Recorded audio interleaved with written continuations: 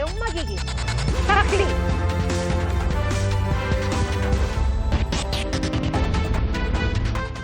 Mahaba ang pila sa isang gasolinahan sa Congressional Avenue Extension sa Quezon City sa bisperas po yan ng panibagong mega oil price hike. Ayon po sa Department of Energy at mga oil company, hanggang 23 piso at 70 sentimo ang taas presyo sa kada litro ng diesel. Sa gasolina, hanggang 16 na piso at 60 sentimo ang taas presyo. Hanggang 8 piso at 70 sentimo naman ang posibleng dagdag sa kerosene. Utay-utay ang ipatutupad ng ilang kumpanya ng langis ngayong linggo. Iaanunsyo na po bukas ng LTFRB ang dagdag pasahe sa mga city bus. At noong weekend pa umaaray ang mga pasahero ng mga provincial bus dahil nauna na silang nagpatupad ng dagdag pasahe. Saksi si Ian Cruz. Napapaaray na ang mga babiyahe dahil sa taas pasahe sa mga provincial bus. Si Jessa Montilla na uwi sa Allen, Northern Samar kasama ang kanyang anak, hindi umabot na makabili ng ticket na 1,800 pesos pa lang sa PITX kahapon. Kaninang umaga, 2,035 pesos na ito. Medyo nag-adjust. May barko pa kaming babayaran. Hindi pa kasama yung ticket sa barko. Ang ilang bus driver, inabisuhan ng kumpanya na posibleng magbawas ng biyahe. Ano ko lang sa operation manager namin, baka parang magbabawas yata ng biyahe. Ang mga bus pabagyo naman mula sa isang terminal sa Cubao, Quezon City. Mula sa dating 641 pesos sa pamasahe sa regular bus, 740 pesos na. Ang first class na dating 1,038 pesos, naging 1,139 pesos. Mabigat para sa estudyanteng si Kisha na lingguhan pa namang umaakyat ng Baguio. Bukod sa everyday expenses, dumadagdag po yung increase dun sa bus. Ipinatupad ng dagdag pasahe sa provincial buses itong Sabado, 2 linggo bago ang Semana Santa, kung kailan inaasahan ang dagsa ng mga babiyahe. Para makatipid, nag-ordinary bus si Lisa pauwing Ginubatan, Albay. Wala, talagang limit na magpa-Manila. Mahirap na.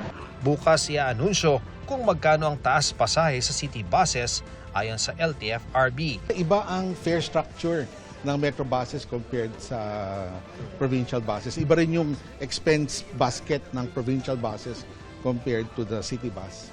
Hindi sila the same. Pero sino mas magiging mataas, provincial or city? Tingnan natin bukas. Bago pa ang panibagong taas presyo sa petrolyo bukas, umaabot na sa mahigit 100 piso ang kada litro ng diesel sa ilang gasolinahan sa Naga City at Libmanan, Camarines Sur. Bukas hanggang Huwebes, mamahagi ang DSWD ng 5,000 pisong ayuda sa 139,000 tricycle drivers sa Metro Manila. 30 payout sites sa iba't ibang lugar ang tinukoy ng DSWD. Posibleng sa Lunes naman daw ang bigayan ng ayuda sa mga jeepney driver at isusunod ang iba pang public utility vehicles. Kung kakailanganin, posibleng may bigayan muli ng ayuda mula sa pondo ng AIX o Assistance to Individuals in Crisis Situations. Ang instruction ng ating presidente, kailangan multiple times kung tumagal pa to. 139,000 will cost the government around close to 700 million pesos. So nakahanda na yan.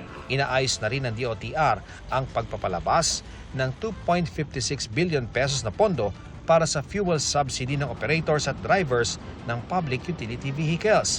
Inaasahan ng DOTR na bagaman may ayuda at fuel subsidy para sa transport sector, may transport groups pa ring hihiling ng fare hike. Ang purpose kasi naman po ng fare hike is more of sustainability, no?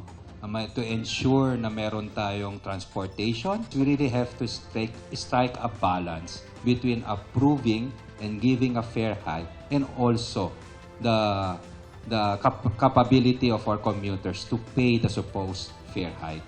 Pinag-aaralan na rin daw ng DOTR ang paglulunsad ng libreng sakay tuwing rush hour para higit na maalalayan ang mga commuter. Kinakausap na rin daw nila ang mga toll operator para pababain muna ang kanilang singil para makatulong sa publiko.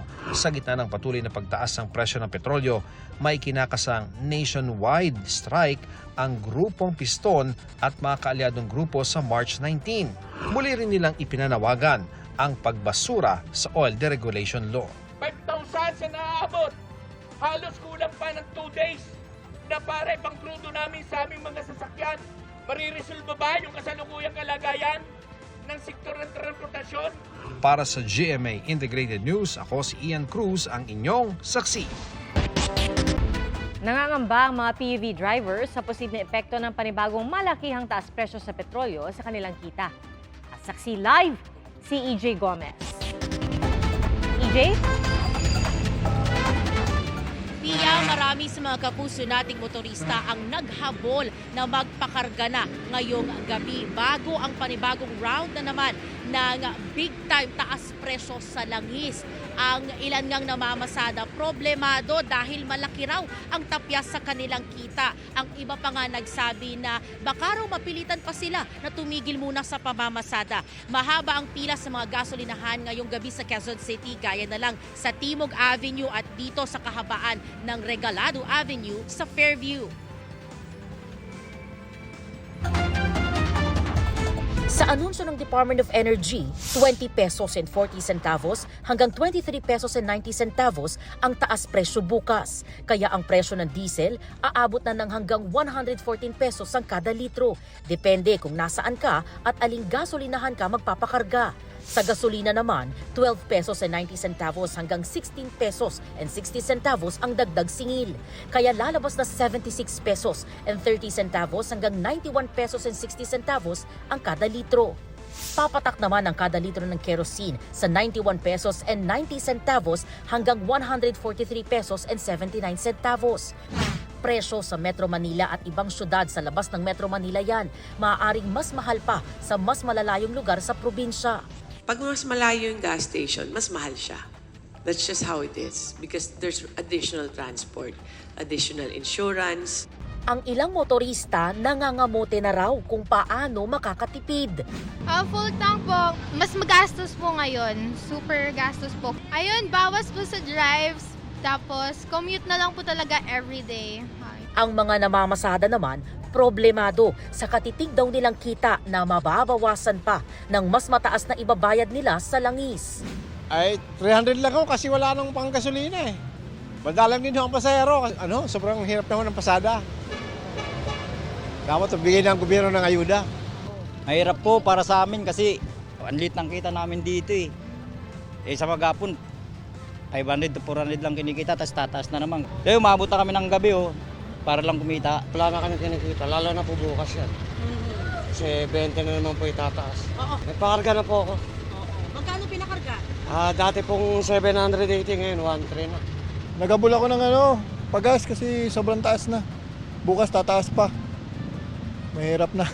Babiyahe na lang ng babiyahe. Ganun pa rin. Walang magagawa, ganun talaga buhay. No choice eh. 3 beses ngayong linggo uutay-utayin ng Shell, Petron at Flying V ang dagdag singil. 2 beses naman ang Total at Sea Oil. Pia, yung nakikita ninyo ngayon, yan yung eksena ngayon dito sa isang gasolinahan na isa sa mga big players dito pa rin sa kahabaan itong Regalado Avenue sa Fairview.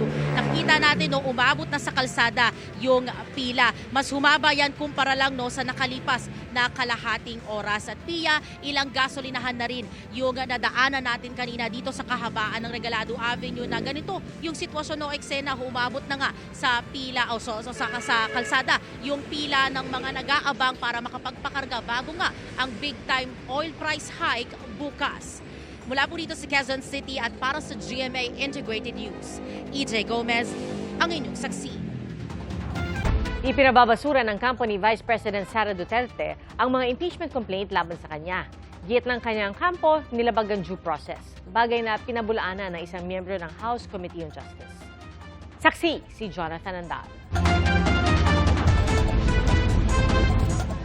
Sa araw mismo ng deadline, isinumite sa House Committee on Justice ang sagot ni Vice President Sara Duterte sa impeachment complaint laban sa kanya ayon sa kanyang abogado. Sa tugon ng bise, iginit niyang dapat ibasura ang reklamo. Ni-recycle lang anila ang mga akusasyon sa impeachment complaint noong 19th Congress. Nilabag anila ang due process at double standard ang ipinatupad sa impeachment complaints laban sa bise at laban kay Pangulong Bongbong Marcos. We raised due process issues because of what we feel sa aming pananaw ay hindi naging uniform yung standards ng pag-determine ng sufficiency in form and substance doon sa naging impeachment complaints laban sa ating Pangulo at impeachment complaints laban sa ating kalawang Pangulo. Gate ng kampo ng bise na prejudge o nahusgahan na rin anila ang mga ebidensya laban sa bise. Itinuring din umano na gospel truth ang mga pahayag ng nagpakilalang dating security aide ng bise na si Ramil Madriaga na nagsabing naghatid siya ng milyon-milyong pisong pera para sa ilang individual. Wala raw ni isang ebidensyang inilabas si Madriaga para patunayan ang kanyang mga alegasyon. Sabi ni Attorney Michael Powa ng defense team ng Vice Presidente, ang kanilang isinumite ay answer ad cotellam. Salitang Latin ang ibig sabihin ay as a precaution. Gate niya kasi wala silang dapat sagutin sa reklamo dahil wala umanong nakalagay na ultimate facts o yung mga elemento na sumusuporta sa alegasyon. Ilan sa mga alegasyon sa impeachment ay umano'y maling paggamit ng bise sa kanyang confidential funds, umano'y di mapaliwanag na yaman at pagbabanta sa buhay ng Pangulo. Sa tugon ng bise, iginit ding hindi nasunod ang safeguards na inilatag ng Supreme Court para sa due process. Hindi rin daw pwedeng suspetsa o spekulasyon ng basihan ng reklamo. Ang mga aligasyon daw kaugnay sa confidential funds, hindi nakabatay sa established facts o pinal na findings ng korte. Wala raw nakalagay sa mga reklamo na magpapatunay na nagkamal ng ill-gotten wealth ang bise. Kaugnay naman sa aligasyong nagbanta umanong ipapatay ng bise ang Pangulo, First Lady at dating Speaker, wala raw patunay na may ganon ngang kontrata at umasa lang daw ang mga complainant sa mga anilay exaggerated conclusion. Kaugnay naman ang aligasyong di niya naideklara lahat ng kanyang yaman sa kanyang mga salin, nakabatay raw ang mga aligasyon sa mga disclosure na ginawa bago siya naihalal bilang bise. Sinisikap naming makuha ang reaksyon ng House Committee on Justice. Sa isang pahayag, iginit ni Committee Member Terry Ridon na binigyan ng due process ang bise. Binigyan nga siya ng pagkakataong tumugon pero hindi naman daw sinagot ng bise ang mga aligasyon. Nakalatag din aniya ang ultimate facts na may kinalaman sa maling paggamit ng confidential funds, pagbabanta, di may paliwanag na yaman at paglabag sa requirements ng SALN. Kanina tinanong si Duterte tungkol sa pagpasabina sa House Committee on Justice sa financial records niya at ng kanyang asawa.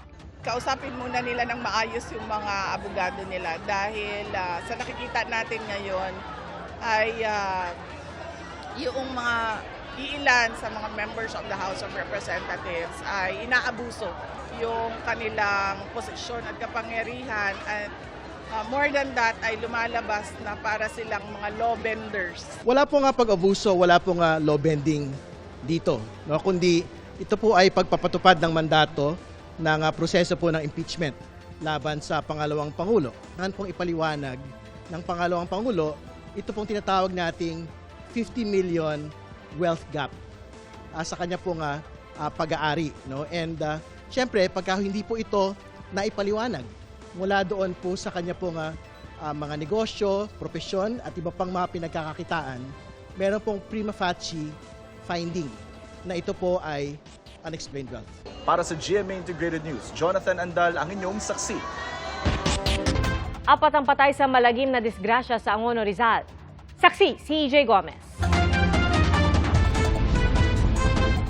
Binabagtas ng mga sasakyan ang Manila East Road sa Barangay San Isidro sa Angono, Rizal pasado 1:00 ng hapon nitong linggo. Nang biglang dumating ang isang pulang kotse. Nabangga nito ang isang motorsiklo. Tumila po ng rider at kanyang angkas. Dumiretso naman ang kotse sa isang panaderya.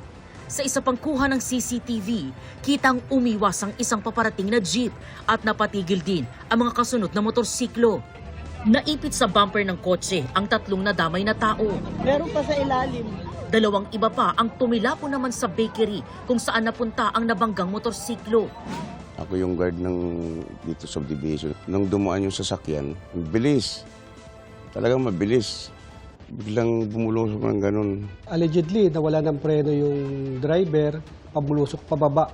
Hanggang sa magdire-diretso siya, tasalpok niya yung mag-boyfriend na nakamotor, tapos dire-diretso rin dun sa naka-standby at saka yung namimili dun sa bakery na 2 bata. Sa lakas ng impact, nasira at nagkayupi-yupi ang bumper at unahang bahagi ng sasakyan. Nagkabasag-basag din ang windshield nito. Dead on the spot, ang 69 anyos na babaeng homeless na nakatambay daw sa lugar nang mangyari ang aksidente ayon sa pulisya. Isinugod sa ospital ang 4 na iba pang biktima. Namatay rin kalaunan ang biktimang 15 anyos na binatilyo. Kagabi, binawian din ng buhay ang 26 anyos na babaeng rider. Nasawi rin kaninang madaling araw ang 23 anyos niyang kasintahan na kanyang angkas. Nakaligtas naman ang 13 anyos na binatilyo na nagtamo ng ilang bungi sa ngipin at mga galos. Labis ang hinagpis ng mga kaanak ng mga sinawing palad. Kwento nila, bumiyahe ang magkasintahan para sana dumalo sa isang birthday party sa bayan ng Tanay, pero di na sila umabot sa kanilang destinasyon. Sobrang malapit po sa akin, dalawang hindi.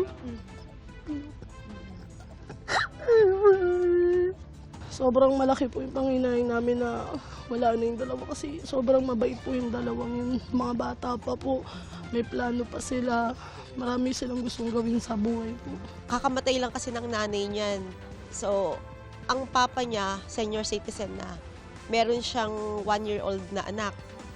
Ngayon, si Ella, biglang nawala. Siya yung breadwinner sa kanila. Kaya parang ang bigat, mabigat. Inaresto ng pulisya ang 66 anyos na babaeng driver ng kotse. Sinubukan ng GMA Integrated News na kunan siya ng pahayag pero tumanggi siyang humarap sa kamera. Ngayon lang sabi niya na nawalan siya ng preno hanggat sa na out of control na siya sa kanyang minamanayang sasakyan. Nahaharap ang driver ng kotse sa reklamong reckless imprudence resulting in multiple homicide and serious physical injuries. Para sa GMA Integrated News, EJ Gomez, ang inyong saksi. Patay ang isang estudyante na magliyab ang nakaparadang truck sa Iloilo. Saksi si Kim Salinas ng GMA Regional TV. Nabalot ng apoy at itim na usok ang harapang bahagi ng isang nakaparadang truck sa barangay Inagdangan sa Zaraga, Iloilo. Sa isa pang kuha, makikita kung paano dahan-dahan nilamon ng apoy ang iba pang bahagi ng truck. Hanggang sa dumating ang mga bumbero para apulahin ito. Ligtas ang 2 crew na natutulog sa likurang bahagi ng truck matapos gisingin ng driver. Pero nasawi ang kasamahan nilang 19 na taong gulang at isang graduating student na natutulog naman sa harapan. Kay dako ang kalayo, pag ibuwal ka kalayo, nag-atras ko. Nag-atras ko. Huwag mo ko nag-expect na may tao. Dira sa sulod, kay may lock mo, kay dira sa akong niyabi mo. Sa inisyal na investigasyon, inutusan pa umano ng driver ang biktima na bumili ng sigarilyo bago ang insidente. Isa ito sa mga anggulong tinitingnan ng BFP. Electrical, ikaduwa ang possibility nga may sigarilyo or something. Tapos ikatatlo, basi kung may foul play man, nga ginhungod. Ang origin of fire dira mismo sa iya, sa front seat mismo sang truck. Isinailalim na sa autopsy ang bangkay ng biktima. Ma-determine na kung may mga injuries na siya prior sang natabo. Tinatayang nasa 3 milyong piso ang halaga ng mga sound system na hindi pa inilalagay sa truck nang maganap ang sunog. Bigla namang huminto sa kalsada sa Sitio Dalaman, Barangay Bualan, sa Barira, Maguindanao del Norte, ang isang dump truck nang bigla itong lamunin ng apoy dahil sa laki ng sunog. Damay sa sunog ang bahay na malapit sa pinaghintuan ng truck. Base sa investigasyon ng BFP, may karga ang truck ng mga drum ng krudo pero wala itong laman. Itatapon sana ito sa bayan ng Parang. Kala ng mga residente na may laman yung drum kasi pumuputok daw. Yung pala, ang pumuputok is yung mga tire ng dump truck. Tumakbo daw yung driver kasi nataranta at saka natakot na baka buntunan ng galit ng mga residente yung may-ari ng bahay. Sa pahayag ng driver, nagkaroon ng short circuit sa battery ng truck. Yung short circuit ng kanyang battery, kaya medyo nag-apoy na yung battery. Medyo mahaba din na takbo niya na hindi niya napansin, kaya yun lumaki ng lumaki. Ayon sa BFP, pag-aari umano ng LGU Barira ang nasunog na truck. Wala namang naitalang nasugatan sa insidente. Kinukuhanan pa ng pahayag ang may-ari ng nadamay na bahay. Bigla namang lumiyab ang isang barkong hindi na ginagamit na nakadaong sa Tagoloan, Misamis Oriental. Tinitingnang sanhi ng BFP ang gasolina sa makina ng barko. Wala pang pahayag ang may-ari nito. Para sa GMA Integrated News, Ako si Kim Salinas ng GMA Regional TV, ang inyong saksi. Pasado na sa ikatlo at huling pagbasa ang panukalang bigyan ng emergency powers si Pangulong Bongbong Marcos para suspindihin o bawasan ang excise tax sa petrolyo. At sa gitna naman ng epekto ng oil price hike sa iba't ibang industriya, pinag-aaralan ng price cap sa presyo ng imported well-milled rice. Saksi si Bernadette Reyes. Naglalagablab na apoy ang namataan malapit sa Dubai Airport sa United Arab Emirates. Ayon sa Dubai Media Office, nagkasunog matapos tamaan ng drone ng isa sa mga fuel tanks sa paliparan. Dahil dyan, pansamantalang sinuspindi ang flights. Wala namang nasaktan. Mahigit 2,000 na ang nasawi mula na magsimula ang mga airstrike na tumama di lang sa Iran at Israel, kundi pati sa iba pang bansa sa Middle East. Ang mahigit 2 linggo ng sigalot, nagpasipa sa presyo ng langis sa buong mundo dahil maraming barko ang hindi makadaan sa Strait of Hormuz. Ayon kay US President Donald Trump, 7 bansa ang kinakausap umano nila para protektahan ang mga barkong dumaraan sa kipot. Sabi ni Trump sa isang social media post, sana ay magpadala ng mga barko ang China, France, Japan, South Korea at United Kingdom. Pero nagsabi na ang Japan na hindi sila magpapadala ng naval escort sa Middle East. Ang United Kingdom hindi raw sasali sa gera pero makikipagtulungan sa mga kaalyado para mabuksan ang Strait of Hormuz. Pag-aaralan muna ng South Korea ang kanilang susunod na hakbang. Ang Department of Energy nag-aalala dahil habang tumatagal ang sigalot, posibleng tuloy pa ang pagtaas ng presyo ng langis. 25% ng supply ng refined products o ang mismong diesel at gasolina sa Pilipinas inaangkat mula sa China na nagsabing hindi na muna sila magbibenta. Ayon sa DOE, kung hindi makuha sa pakiusap ang mga inaangkatang bansa, may iba pang mapagkukunan pero mas mahal. China or other countries that have banned, they allow naman. Some have exemptions to the banning. And even worst case, if they do close their doors on export, there are other suppliers. Sa Kamara, aprobado na sa ikatlo at pinal na pagbasa ang House Bill 8418 o panukalang batas na magbibigay kay Pangulong Bongbong Marcos ng kapangyarihang suspindihin ang pagkolekta ng fuel excise tax. Sa Senado, nag-caucus sa mga senador para pag-usapan ng emergency powers na hinihingi ng Malacanang. Isa sa pinag-usapan ay kung ia-adapt na lang ng Senado ang bersyon ng Kamara. Certified as urgent na rin ang panukalang batas na layong amyendahan ang Biofuels Acts of 2006. Sa panukala, pahihintulutan ng Pangulo na maglabas ng executive power para payagan ang pag-import ng biofuel components tulad ng bioethanol at biodiesel sakaling tumaas ng malaki ang presyo ng petrolyo sa bansa. At sa gitna ng epekto ng mega oil price hike sa iba't ibang industriya, kabilang ang presyo ng bigas, pinag-aaralan ng Department of Agriculture na magtakda ng price cap sa imported well-milled rice. Tingin ko sa sitwasyon ngayon para hindi maapektuhan ng palay, mga 50 siguro. Paalala ng Department of Agriculture, hindi dapat labis-labis ang taas presyo ng bigas na epekto ng pagmahal ng delivery.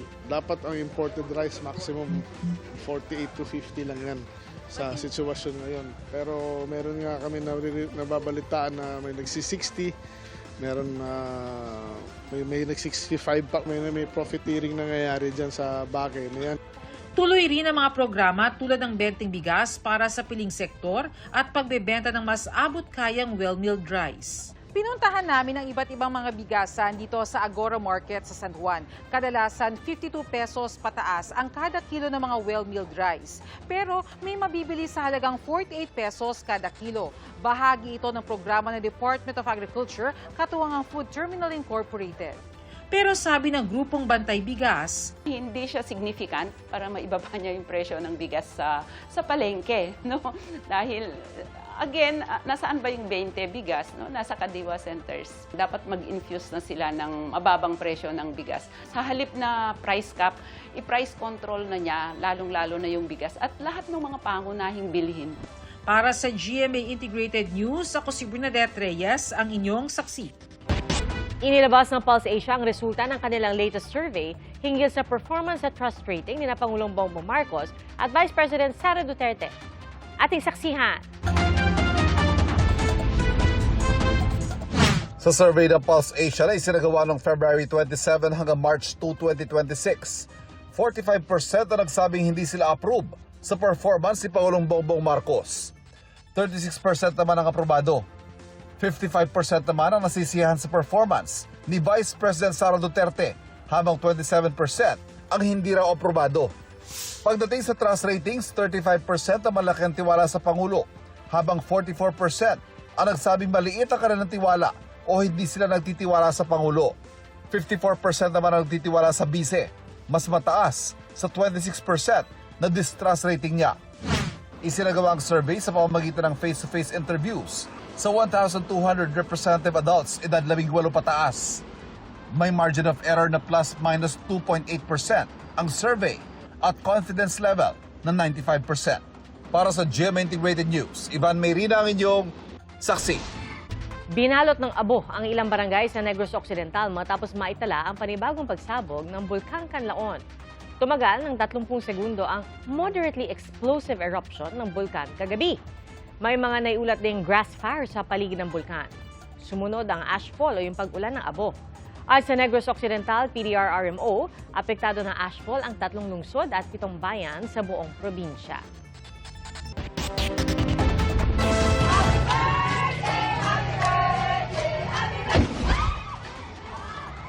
Nakunat sa isang viral video ang tindi ng pagsabog ng portable butane stove sa isang kainan sa Dagupan City na ikinasugat ng 11 estudyante. Ayon sa Bureau of Fire Protection, labag sa Fire Safety Code of the Philippines sa paggamit ng portable butane stove sa loob ng mga kainan. Ito raw ay nakadisenyong gamitin lamang sa mga outdoor na lugar at kulang din daw sa fire extinguisher ang nasabing kainan. Inaasahang i-issuehan ng pamunan nito ng notice of violation kasunod ng inspeksyon ng BFP. Pansamantalang isinara ang kainan at tumanging magbigay ng panibagong pahayag ang manager nito ayon sa staff na nakausap ng GMA Integrated News.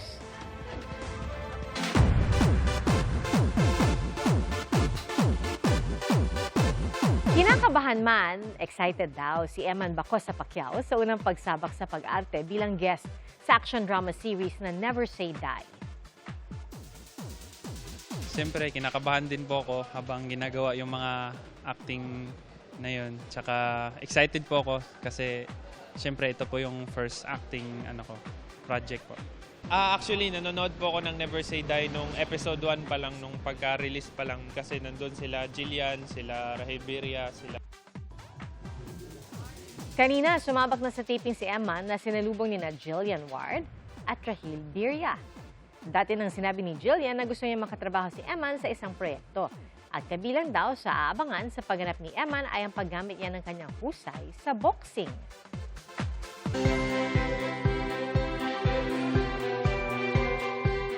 Umantig sa mga netizen ang mensahe ng isang working law student sa pagtatapos ng kanyang thesis.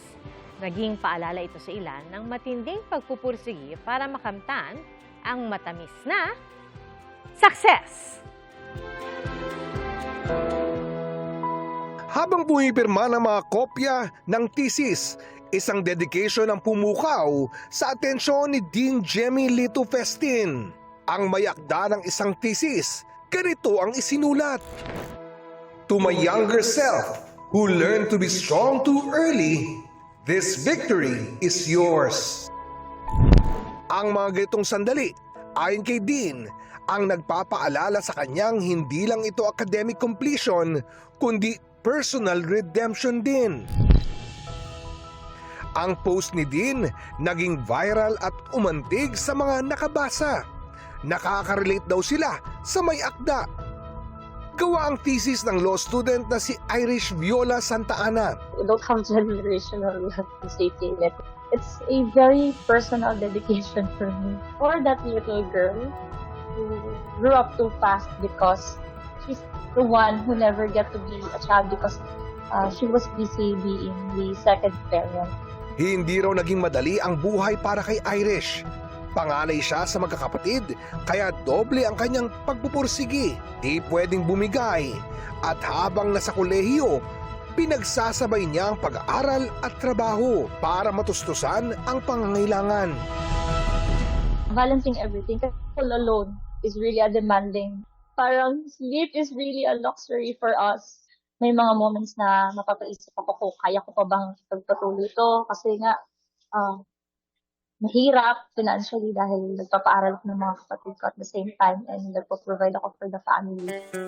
Noong 2021 sa kasagsagan ng pandemya, nagdesisyon si Irish na pumasok sa law school.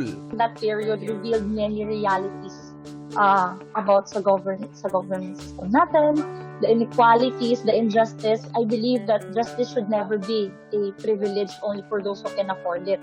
Naniniwala rin daw si Irish na may mga batas na dapat mabago para umangkop sa nagbabagong lipunan. Gaya ng paksa ng kanyang thesis tungkol sa kustodiya ng fur babies sakaling maghiwalay ang kanilang fur parents. Maraming millennials and Gen Zs na ay magkaanak nowadays, they consider their pets na as their own babies. For me, the law should grow with the society. If our values and relationship are evolving, our laws should also reflect that. Sa kabila ng mga hinaharap na hamon, nagpapasalamat daw si Irish sa suporta at tiwala ng kanyang pamilya. Thankful din siya sa kanilang team na nag-post ng kanyang thesis, lalo't marami ang nakarelate sa kanyang kwento. Kahit parang pasuko ka na, parang everyday gusto mo lang sukuan yung pangarap mo. I hope that it reminded them that their struggles do not define their limits. Those struggles can also become those. Ang mga tulad ni Irish, paalala na higit kanino man, utang natin sa ating mga sarili ang pagpupugay sa bawat tinatamasang success. Para sa GMA Integrated News, Oscar Oy ng inyong saksi. At mga kapuso, salamat po sa inyong pagsaksi. Ako po si Pia Arcangel para sa mas malaking misyon at sa mas malawak na paglilingkod sa bayan. Mula sa GMA Integrated News, ang News Authority ng Filipino. Hanggang bukas, sama-sama po tayong magiging saksi!